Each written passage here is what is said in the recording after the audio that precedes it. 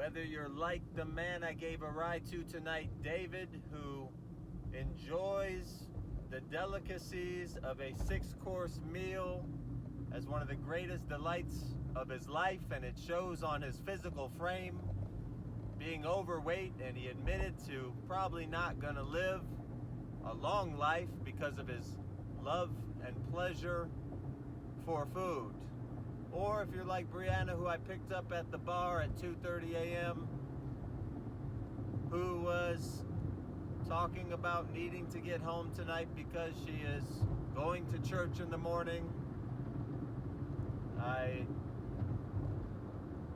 Whether you're either of those, the revelation of the love of the Father for man is all we ever needed to quench the soul's thirst for satisfaction, for delight, for pleasure. I told David, who I picked up from this specialty restaurant in Scottsdale, Arizona, I told him there's levels to pleasure, there's levels to satisfaction.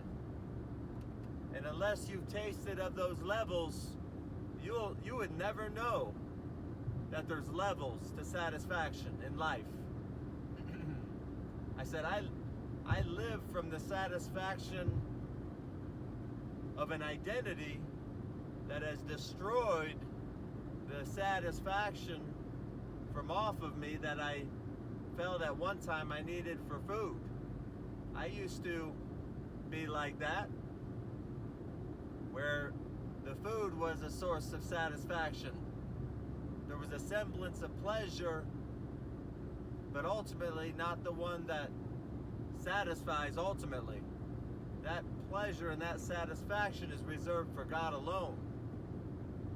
I may enjoy the pleasure of a meal like I did last night, but I am now ultimately satisfied in the one in whom I take the most delight. That's my Father in heaven. And I shared with Brianna today that the devil owns the fence that you're straddling. So I wouldn't play around with straddling the fence of living on both sides of God one moment and then in the world the next. Because at the end of the day, God owns the fence. The God you will one day find out loved you so deeply, radically, and intimately that he sent his Son to die on your behalf, not only to forgive you of sins, but to satisfy the soul's quench, or to quench the soul's thirst for satisfaction, for an identity, for love, for peace, for joy. And I told her that I used to live like that, but I only lived that way, straddling the fence of two different worlds, for a lack of the revelation of Jesus, that he didn't come to merely die on a cross to forgive my sins and wash them away, but he came to remove the sins, to restore me to who I was as a son, and to live in the overwhelming satisfaction of my own sense of value and worth, implicit in the identity of sonship, whereby now the love that he has for me has broken off of me any of the pleasure and love and desire I had for the things of the world. And I said, it sounds like a Bible verse. 1 John 2:15, love not the world nor the things of the world. He that loves the world, the love of the Father is not in him. I said, you're thinking that it's the love for the Father, like much of the world. You think it's the love for the Father that's going to set you free from the things of the world. That by going to church on Sunday, the day after you just went out to the club and you did all these things, hours literally before you actually went to church, because it's 3 in the morning, she's probably going to go to church at 10 or 11. I pray to God she's convicted of the love of God for her that will ultimately quench her soul's thirst for satisfaction. God came to he brought the Son to bring us way on the other side of the fence where there is no mistaking whose side you're on. Jesus came to bring us to such a place of living out as lights in this world that there is no questioning which side of the fence you were living on. That I was living in the obsessive and radical love of the Father for me, and I was so enraptured by His love that I represented Him while I was on this earth. At the end of the day, life is all about representation.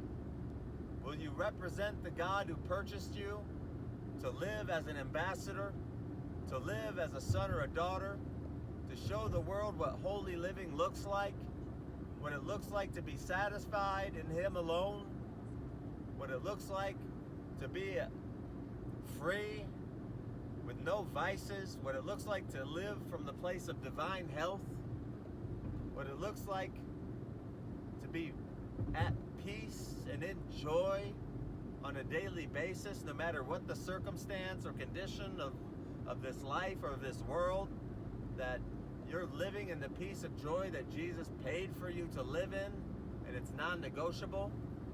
Will they know you as being unashamed of the gospel of Christ, never backing down, but relishing in the opportunity to stand boldly for Jesus in the light of people who don't love Him or don't care for Him? How will you be remembered?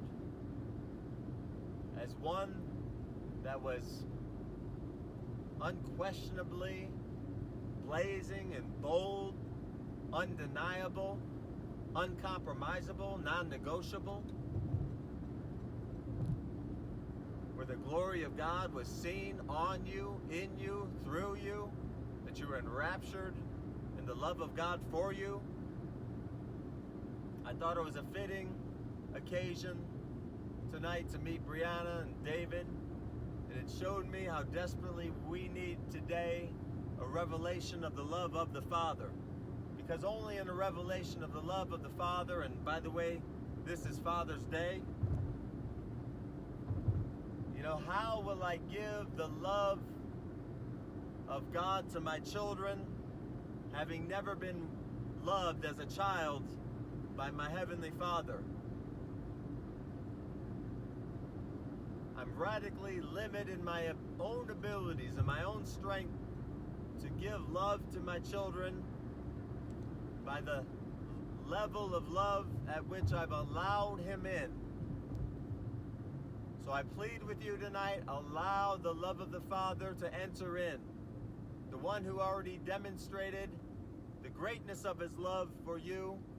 He demonstrated the greatness of your value to Him because of the greatness of your identity that was created by Him. And with that comes the greatness of a destiny. You can know the greatness of your destiny through the revelation of your identity. All I needed to know was that I was an ambassador of Christ, a minister of reconciliation, a son of grace, the light of the world, the salt of the earth, a warrior of Christ. That's all I ever needed to know. That He loved me to such an extent to restore me to this identity. Happy Father's Day. Be blessed. Be loved. Be changed. Powered by grace.